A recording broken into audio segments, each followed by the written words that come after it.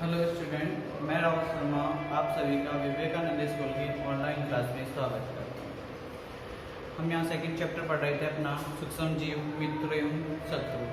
ठीक है, इससे पहले हम इस चैप्टर के बारे में 2 वीडियो अपलोड कर चुके हैं, तो यदि किसी ने नहीं देखा हो तो पहले जाके वो 2 वीडियो देखे, उसके बाद में इस वीडियो को देखना स्टार्ट कीजिए। वो से बच्चे हैं कि देखते ही नहीं हैं, हम यहाँ से उनकी प्रेजेंट भी ले रहे हैं लेकिन देखते ही नहीं हैं, घर पे कॉल करते हैं कोई रेस्पॉन्स नहीं आता है, तो वो नुकसान आप ही का रहेगा, हमारा कुछ भी नहीं रहेगा।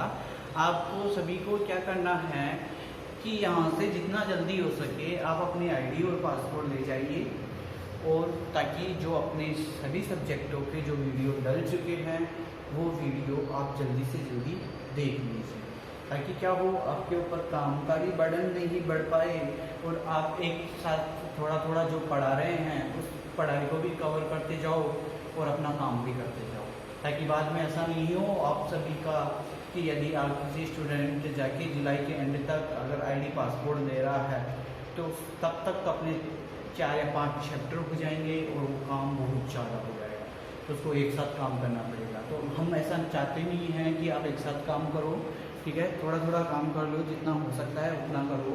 उसके बाद में आप क्या करो कि जो आपके पास जो नोट्स बना रहे हैं उस नोट्स की डेली आप 10 या 15 मिनट तक उसको याद करो। काफ़ी है इतना टाइम, 10 या 15 मिनट तक आप किसी चीज़ को याद कर लोगे तो आपके लिए काफ़ी है। कैसे याद करोगे, जैसे आपने ये आज मैं सूक्ष्म जीवों के बारे में जो बताया है, सूक्ष्म जीवों की परिभाषा बताई है, ये किस प्रकार अपने मित्र होते हैं, किस प्रकार अपने शत्रु होते हैं, इनका किस प्रकार मतलब उपयोग है, वो किस प्रकार ये अपने लिए हानिकारक है। तो उपयोगों की बात अपन कर चुके थे और उपयोगों में जो भी टॉपिक था तो उसको क्या करो आप, जैसे उपयोग के बारे में इतना तो पढ़ाते नहीं है कि जो कि आपसे 2 या 3 घंटे में नहीं पढ़ा जाए, 10 या 15 मिनट का पढ़ाते हैं। उसमें क्या करो आप 10 या 15 मिनट का जो वीडियो है उसे नोट्स बनाओ और 10-15 मिनट में उसको पढ़ लो, ताकि आप जब दूसरे दिन नेक्स्ट क्लास आप देखो तो उससे पहले आपको क्या करना है, जो आपने कल पढ़ा था वो एक बार रिवाइज कर देना, ताकि क्या हो आपकी अच्छी ग्रेड आ सके। हम तो यही चाहेंगे कि आपकी अच्छी से अच्छी A+ ग्रेड आए, लेकिन वो हमारे कोशिश करने से कुछ ही नहीं होगा, आपको भी उस चीज़ के लिए कोशिश करनी पड़ेगी। जब तक आप उस चीज़ को कोऑपरेट नहीं करोगे तब तक हम टीचर अकेले कुछ भी नहीं कर सकते हैं। तो या तो आपको ही करना है, हम जो भी आपकी प्रॉब्लम होगी वो आपको सोल्व करवाएंगे। अभी तक मेरे पास मैं कम से कम 5 से 7 वीडियो डाल चुका, तो अभी तक एक भी टीचर, एक भी बच्चे की कोई प्रॉब्लम नहीं आई है कि सर मेरे को ये समझ में नहीं आया है। यदि आप हमें बताओगे नहीं तो हम प्रॉब्लम को सोल्व कैसे करेंगे। यदि किसी को कोई भी प्रॉब्लम हो तो मेरे नीचे नंबर दिए गए हैं आपके पास, उस नंबर पे कॉल कर सकता है, व्हाट्सएप मैसेज कर सकता है, या जो मेरा चैनल है उस पर आप कमेंट करके बता सकते हो, जैसे आपकी इच्छा। मैं जितना जल्दी हो सकेगा आपकी प्रॉब्लम को पहले सोल्व करूँगा, ठीक है, जैसे ही टाइम मिलेगा मेरे को पहले आपकी प्रॉब्लम को सोल्व करूँगा। अब उससे अपना टाइम खराब नहीं करते हुए अपन आगे बढ़ रहे हैं सूक्ष्म जीवों के बारे में। तो अपन ने बात कर ली थी कि सूक्ष्म जीव जो होते हैं वे नगण्य आंखों से नहीं देखे जा सकते, ये कहाँ रहते हैं, तो अपन ने बोला था ये ठंडे स्थानों पे -डिग्री जो टेम्परेचर होता है उस पर भी रह सकते हैं, और जो 100 डिग्री टेम्परेचर होता है उस पर भी रह सकते हैं, ठीक है ना, ये हर जगह पे रह सकते हैं। इनके लिए अनुकूलन तो होते हैं, लेकिन कोई भी इनको हर परिस्थितियों में जीवित रहने के लिए इनमें विशेष प्रकार की संरचनाएं पाई जाती है, तो ये क्या कर सकते हैं, हर परिस्थिति में जीवित रह सकते हैं। फिर उसके बाद में अपन ने बात की थी कि सूक्ष्म जीव और हम, उसके बाद में अपन ने मित्र की बात कर ली थी कि किस प्रकार अपने लिए यूजफुल है। मित्र में भी अपन ने बात की थी कि दही से दूध बना रहे हैं, वाणिज्य में इनका उपयोग है, वैक्सीन मतलब टीके तैयार किए जाते हैं, और इसके और भी बहुत सारे उपयोग देखे थे अपन ने। औषधीय उपयोग भी देखा था अपन ने, ठीक है, पर्यावरण का शुद्धिकरण भी देखा था। तो वो अपन ने यूजफुल जो उनके उपयोग है वो तो अपन ने देख लिए थे, लेकिन अब ये इसका दूसरा वाला जो पार्ट है अपना, ये किस प्रकार हानिकारक है, सूक्ष्म जीवों से हानिकारक,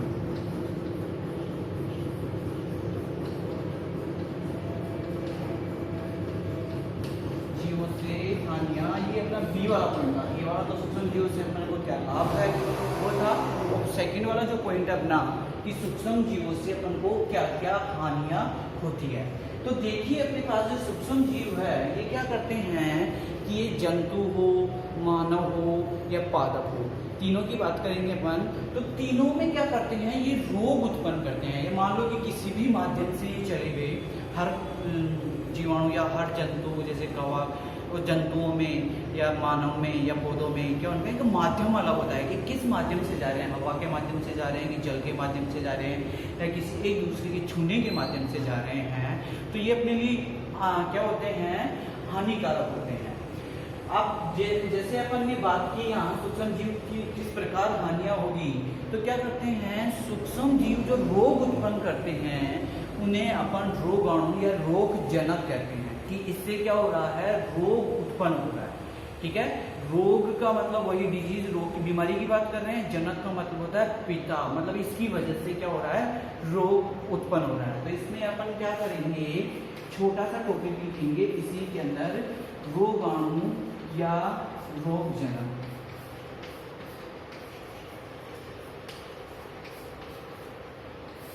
वे सूक्ष्म जीव जो रोग उत्पन्न करते हैं, वे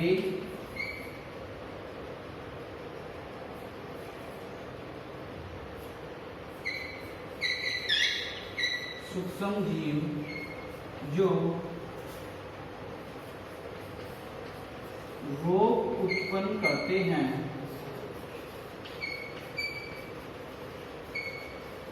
उन्हें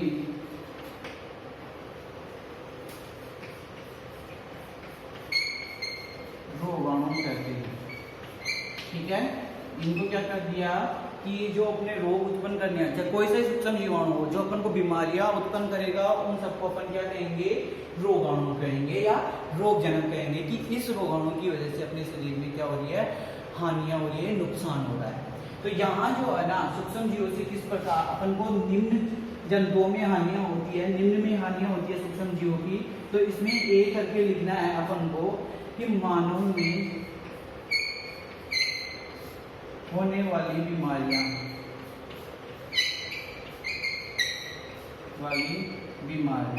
कि सूक्ष्म जीवों से मानव में कौन कौन सी बीमारियां उत्पन्न होती है, उनकी बात करेंगे अपन। तो देखिए मानव में क्या होता है कि बहुत सी जो हानियां होगी, जैसे हैजा हो गया, जुकाम हो गई, ये सारे क्या होते हैं, सूक्ष्म जीवों से उत्पन्न होने वाली बीमारियां हैं। तो कौन कौन सी बीमारियां होती है अपन को उसकी बात कर लेते हैं।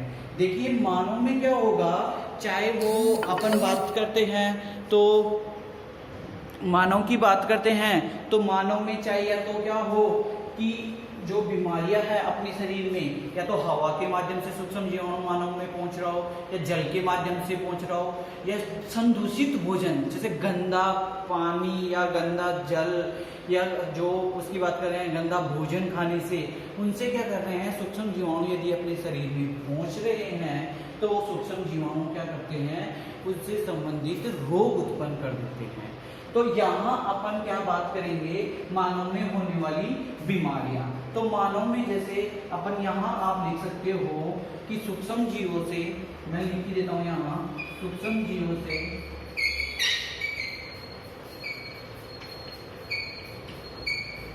मानव में बहुत गंभीर बीमारियां, बहुत मत लिखो, गंभीर बीमारियां जैसे हैजा, टाइफाइड, हैजा, चिकन पॉक्स,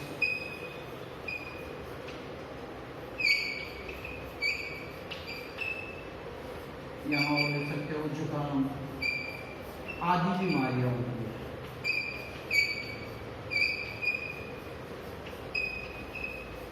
आदि बीमारियां होती है। ठीक है, तो क्या होता है कि इसकी वजह से मानव में बहुत सारी गंभीर सी बीमारियां हो जाती है। और वो क्या करेंगे, जैसे ही सूक्ष्म जीवाणु अपने शरीर में पहुंचेंगे, वहां पहुंचने के बाद में क्या करते हैं, ये अपने शरीर में वृद्धि करने लगते हैं। और जितनी भी जो अपने शरीर की जो क्रियाएं होती है उन सब क्रियाओं को क्या कर देते हैं, मंद कर देते हैं, उन क्रियाओं को रोक देते हैं या कम कर देंगे, जिससे क्या होगा कि उससे संबंधित अपने शरीर में बहुत सारी बीमारियां हो जाएगी। अब इसी के अंदर एक छोटा सा टॉपिक लिखेंगे अपन, ये मानव में होने वाली बीमारियों के अंदर, कि क्या होता है कि मैंने अभी आपको बताया था कि कुछ बीमारियां ऐसी होती है जो एक दूसरे के संपर्क से भी फैलती है। कि ये मान लो कि मेरे अभी जो अपन ये चल रहा है कोरोना की बात करेंगे, तो कोरोना में क्या होगा कि एक व्यक्ति को दूसरे व्यक्ति से लगभग 2 मीटर की दूरी पे रखा जा रहा है। क्यों रखा जा रहा है? क्योंकि ये ऐसी बीमारी है, ये ऐसा वायरस है जो एक दूसरे के छूने से ही फैल रहा है। तो यहाँ अपन ने जब सूक्ष्म जीवों का वर्गीकरण किया था, मतलब सूक्ष्म जीवों को 4 भागों में बांटा था, उसके अलावा मैंने एक भाग और बताया था, 5वां भाग, जिसको अपन क्या बोल रहे थे, वायरस या विषाणु, जो क्या कर रहा था कि जंतुओं में क्या कर रहा था, रोग उत्पन्न कर रहा था। बात कर रहे थे कि जीवाणु पादप और जंतु दोनों में उत्पन्न कर रहा था, कि वायरस जो होता है विषाणु जो जंतुओं में रोग उत्पन्न कर रहा था। तो यहाँ भी क्या है कि कोरोना क्या है, एक वायरस ही है। तो कुछ ऐसी बीमारियां होती है जो एक दूसरे के छूने से ही फैलती है, तो उनको अपन क्या कहते हैं, संचरणीय रोग।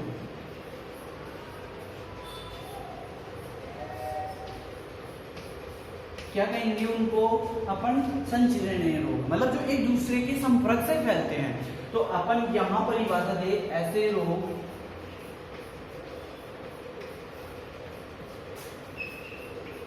जो एक दूसरे के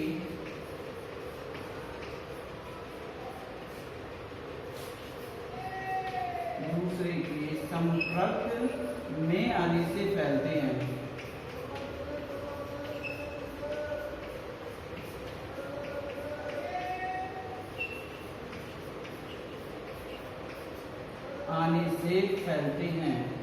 उन्हें संचरणीय रोग कहते हैं।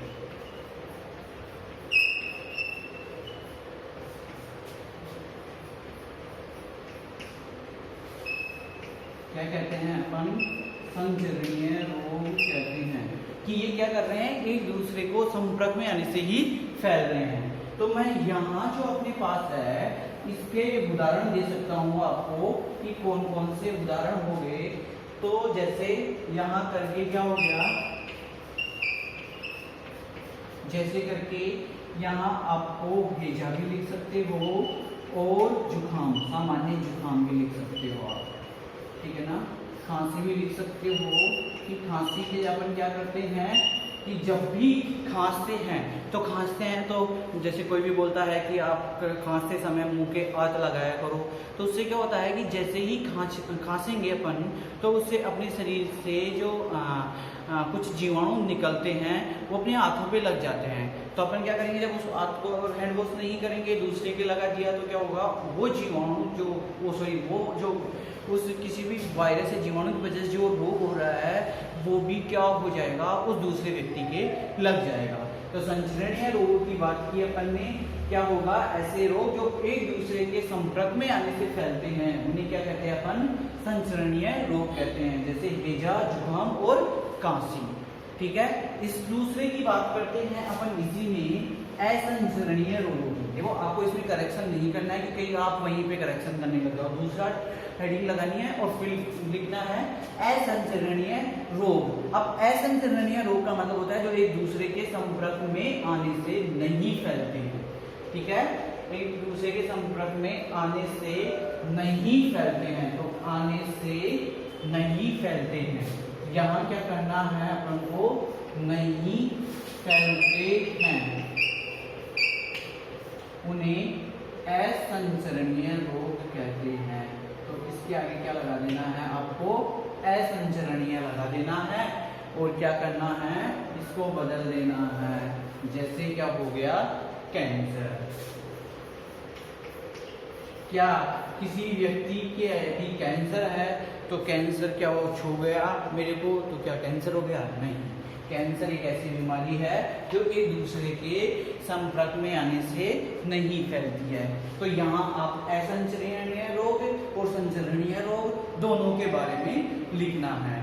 असंचरणीय को असंक्रामक भी कहते हैं और संचरणीय को संक्रामक भी कहते हैं। संक्रामक रोग और असंक्रामक रोग। संक्रामक रोग होते हैं जो एक दूसरे के संपर्क में आने से फैलते हैं, और असंचरणीय रोगों को असंक्रामक कहते हैं, जो एक दूसरे के संपर्क में आने से नहीं फैलते हैं। ठीक है, ये चीज आपकी क्लियर हो गई। तो ये मनुष्य की बात हो गई। अब क्या होगा, इसी में अगर मैं बात बताऊं आपको, तो ऐसे बुक की रीडिंग लगाओगे तो आपको पता चल जाएगा कि क्या होगा कि कुछ ऐसे रोग भी होते हैं जो जिसको जीव हो गया, ये रोग वाहक हो गया उसका, कि उस जीवाणु, सूक्ष्म जीवाणु को वो कोई वाहक लेकर जाता है, तो उसकी वजह से फैलता है। जैसे अपन बात करते हैं मलेरिया। मलेरिया क्या होता है, एक प्रोटोजोआ है।